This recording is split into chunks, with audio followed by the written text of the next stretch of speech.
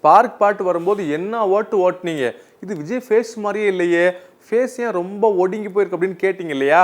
ஆனால் இன்னைக்கு இந்த ட்ரெய்லர் இவ்வளோ அழகாக வந்ததுக்கு காரணம், இந்த டிஏஜிங் ஒர்க் ஆனதுக்கு காரணமே அந்த ஸ்பார்க் பாட்டு தானா? ஏன் தெரியுமா? முன்னாடி இந்த ஸ்பார்க் சாங்ல வரும்போது ரொம்ப ஒட்டி இருக்கும், சின்னெல்லாம் ரொம்ப கண்ணெல்லாம் ரொம்ப ஒட்டி இருந்ததுனால வந்து நிறைய பேருக்கு அதை ஏற்றுக்கவே முடியல. ஏன்னா வேற மாதிரி இருக்காரு, அது வந்து ரொம்ப ஒல்லியா இருக்காரு அப்படிங்கிற மாதிரிலாம் சொல்லிட்டு இருந்தாங்க. ஸோ அது வந்து எங்களுக்கு ஒரு பெரிய பெல் அடிச்சுது. இல்லை, நம்ம பெரிய எக்ஸ்பெரிமெண்ட்லாம் பண்ணக்கூடாது, அது இன்னும் கொஞ்சம் அது பண்ணிட்டாலே போகிறோம், அவரை கொஞ்சம் எங்க காட்டிட்டாலே போகிறோம், ரொம்ப பிசிக்கலா பெருசா சேஞ்சஸ் வேண்டாம் அப்படின்னு சொல்லிட்டு இப்போ டிசைட் பண்ணி, அதனால தான் எங்களுக்கு ட்ரெய்லரும் கொஞ்சம் லேட் ஆச்சு. ஸோ ட்ரெய்லரை வி ஹேட் டு ரீஒர்க். ஏன்னா முன்னாடி பண்ணதுலேருந்து நாங்கள் திரும்ப ரீஒர்க் பண்ணி இப்போ எல்லாருக்கும் பழக்கமா பிடிக்கிற மாதிரியான ஒரு விஜய் சார் தான் நீங்க படத்துல. அதே மாதிரி அதுக்கு வந்து ஒரு ஆல்டர்னேட் ஆப்ஷனா வந்து திருவனந்தபுரத்துல அந்த ஷூட் நடந்துட்டு இருக்கும்போது ஃபேன்ஸ் மீட்ல வந்து கிளீன் ஷேவ் பண்ணிட்டு அந்த பஸ் மேல ஏறி நின்னு, சோ அந்த லுக்கே நல்லா இருக்கு. சோ ஏன் இந்த மாதிரி ஒரு டிஏஜிங் லுக் வந்து ஃபர்ஸ்ட் அவர் ஷேவ் பண்ணிட்டு வந்தபோது கேவலமா திட்டினாங்க. என்ன எப்படிடா இவ்வளவு பெரிய அழகான ஒருத்தர் இதுக்குடா மீசியை ஷேவ் பண்ண வச்சேன்னு திட்டினாங்க. இப்போ நீங்க அதுவே நல்லா இருக்குன்றீங்க. இந்த மாதிரி ஒருத்தரை பார்க்க பழகிரும், அவ்வளவுதான் மேட்டர். இந்த டிஏஜிங் பத்தி நமக்கே அவ்வளவு டவுட், படத்துல கரெக்டா இருக்குமா அப்படின்னு தோணுச்சு இல்லையா? இதே டவுட் விஜய்க்கும் வந்திருக்கு. அதை பத்தி வாய் விட்டு கேள்வியா கேட்டிருக்கிறாரு வெங்கட் பிரபுட்ட. அதுக்கு அவர் என்ன சொல்லியிருக்காரு தெரியுமா? 22-23 இயர் ஓல்ட் மாதிரி நான் காட்டணும்னு சொல்லி ஆசைப்பட்டேன். அப்படிதான் அப்படி ஒர்க் பண்ணும்போது என்ன ஆயிடுச்சுன்னா வந்து விஜய் சார் சொன்னார், டேய் கடைசியில வந்து என்ன மாதிரி இல்லாம போயிட போதுரா, அது என்ன மாதிரியே வச்சுக்கோ, அது மட்டும் மெயின்டைன் பண்ணிக்கோ அப்படின்னு சொல்லி சொன்னோம். படத்துல விஜயோடைய பேரு காந்தி தான், சில சீன்ஸ்ல அது வருது. ஆனா காந்தியோடைய பேரை வச்சுட்டு அவர் வந்து இந்த மதுபானத்தை குடிக்கிற மாதிரியான சில காட்சிகள் வருது இல்லையா?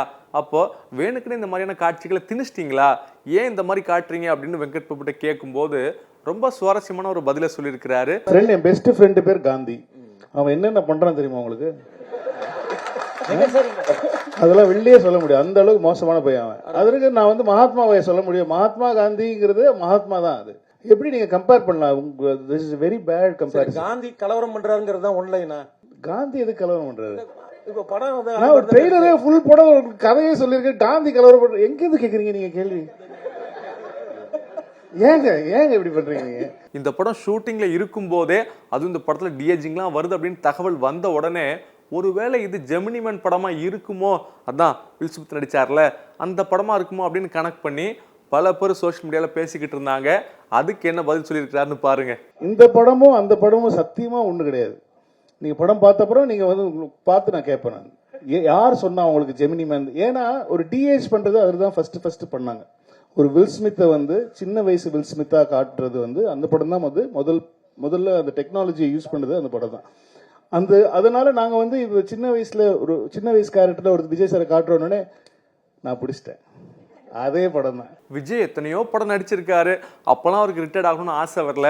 உங்ககிட்ட கரெக்டா ஒரு படம் நடிக்கிறாரு, அந்த படத்தை அப்பதான் அறிக்கை விடுறாரு, நான் நடிப்பையே விட போறேன் அப்படின்னு. அப்படி என்ன சார் பண்ணிட்டீங்க விஜய் அப்படின்னு கேட்ட கேள்விக்கு என்ன சுவாரஸ்யமா சொல்லியிருக்காருன்னு பாருங்க. என்ன கொடுமை சொல்லுங்க. இதெல்லாம் கொஞ்சம் அநியாயமா இல்ல? உங்களுக்கே மனசாட்சி இல்லையா? அவரு இத பத்தி ஏதாவது சொன்னீங்களா?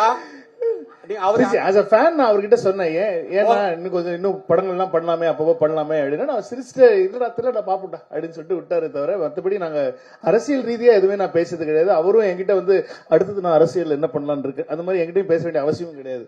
ஏன்னா வந்து ஏன்னா ஆனா நிஜமா தானே நீங்க தானே இப்படி கேக்குறீங்க? இந்த ட்ரெய்லரை பார்க்கச்சுல ஏகப்பட்ட மூமெண்ட்ஸ் ரீக்ரியேட் பண்ணியிருக்கிறீங்க இல்லையா?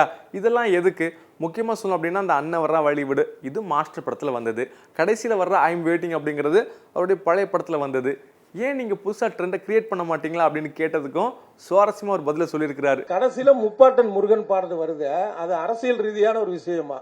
கில்லி ரீதியா ஒரு விஷயம். கில்லி படம் பாத்தீங்களா நீங்க? பாத்தீங்களா? அந்த படத்துல இருந்துச்சா? அந்த படத்துல ஏன் நீங்க அரசியல்னு கேட்கல? அது எது ட்ரெண்ட் செட் நீங்க சொல்லுங்க ஃபர்ஸ்ட். இத அதான் கேக்குறேன். ஐ அம் வெயிட்டிங் அப்படின்றது விஜய் ஃபேன்ஸ் ட்ரெண்ட் செட் தான அது அப்படின்றத கேக்குறேன். ஃபேன்ஸ் வந்து ஐ அம் வெயிட்டிங் சொன்னா கிளாப் பண்ணுவாங்களா பண்ண மாட்டாங்களா? நான் வந்து ஒரு விஷயம் சொல்லி அது வந்து அடுத்த படத்துல அவங்க என்ஜாய் பண்ணணும்ங்கறது ஐடியா கிடையாது. இந்த இடத்துல நீங்க ஒரு தியேட்டர் வரீங்கன்னா ஒரு நல்ல ஒரு செலிப்ரேஷனா இருக்கணுங்கிறதுக்கு என்னென்ன பண்ணலாம் அப்படிங்கிறது மட்டும் தான் நான் யோசிச்சேனே தவிர இது இல்லைன்னா நான் எதுக்கு நிறைய பேர் சொன்னாங்க எதுக்கு அண்ணா வராரு வழிவிடு வைக்கிறீங்க, அது வந்து லோகேஷ் படத்துல வந்துச்சு, அது நீங்க எப்படி நீங்க ஏன் வைக்கிறீங்க, நீங்க புதுசா சொல்லி எனக்கு தேவையில்லை. எனக்கு லோகேஷ் நல்லா தான் பண்ணிருக்காரு, அது சூப்பரா பண்ணிருக்காரு, அது எல்லாருக்கும் மனசுல பதிஞ்சிருச்சு. ஸோ ஹிந்தி ட்ரெய்லர்லயும் தெலுங்கு ட்ரெய்லர்லயும் ட்ரெய்லர் ஸ்டார்ட்ஸ் நவ் தான் வரும். தமிழ்ல மட்டும் ஏன் அண்ணா வராரு வழிவிடுன்னா வந்து இங்கதான் அவங்கள செலிப்ரேட் பண்றது ஜாஸ்தி இல்லையா? நம்ம விஜய் சார் ஃபேன்ஸ்லாம் பயங்கரமா செலிப்ரேட் பண்ணுவாங்கிறது தான். ஐ எம் வெயிட்டிங் நான் ஆக்சுவலி மியூட் பண்ணிருக்கலாம், ஆனா வந்து அது அவர் வாய்ஸ்ல இருந்தா நல்லா இருக்குமே சொல்லிட்டு தான், ஏன்னா அது வெறும் வாய்ஸ் தான் வந்துச்சு, ஐ எம் வெயிட்டிங்கிற வாய்ஸ் மட்டும், அது மியூட் பண்ணிருந்தா அது இன்னும் கொஞ்சம் நீங்களாம் கேள்வி கேட்பீங்களே அப்படிங்கிறதுக்காக வச்சிட்டேன். சரி, மற்றதெல்லாம் விடுங்க, படத்தில் த்ரிஷா இருக்கிறாங்களாமே, த்ரிஷாவும் விஜய் சேர்ந்து ஆடுற டான்ஸு பக்காவாக இருக்குது அப்படின்னு பேசிக்கிறாங்க. ஆமாம், அது என்ன பாட்டு சார் அப்படின்னு கேட்டதுக்கு நம்மளே அசர்ற மாதிரி ஒரு பதில் சொன்னாரு பாருங்க. அந்த படத்தில் இருக்காங்களா தெரியல, அது அது இருந்தாங்கன்னா நீங்கள் பார்ப்பீங்க, இருந்தால் நல்லதாக இருக்கும்.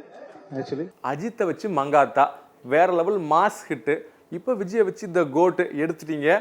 குறிப்பாக சொல்லணும் அப்படின்னா மங்காத்தால வர்ற அதே டைலாக்கை, அவர் சொல்கிற டைலாக்கை இவருக்கு வச்சிருக்கிறீங்க இல்லையா? ட்ரெய்லரை அஜித்திட்ட காட்டினீங்களா?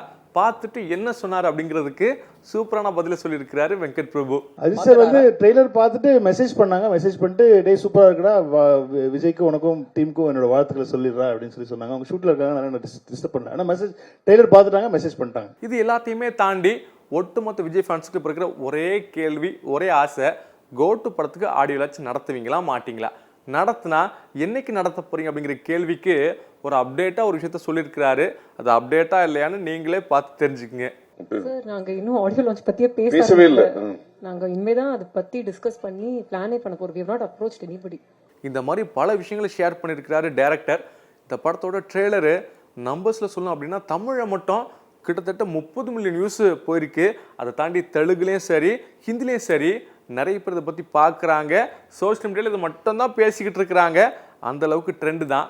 இந்த ட்ரெய்லர் படத்துக்கு மிகப்பெரிய எக்ஸ்பெக்டேஷனை உண்டாக்கியிருக்கு, ஒரு பெரிய பரபரப்பை உண்டாக்கியிருக்கு அப்படின்னு பேசிக்கிட்டு இருக்கிறாங்க சினி வட்டாரங்கள். செய்திகளை உடனுக்குடனும் துல்லியமாகவும் தெரிந்து கொள்ள சப்ஸ்கிரைப் பண்ணுங்க.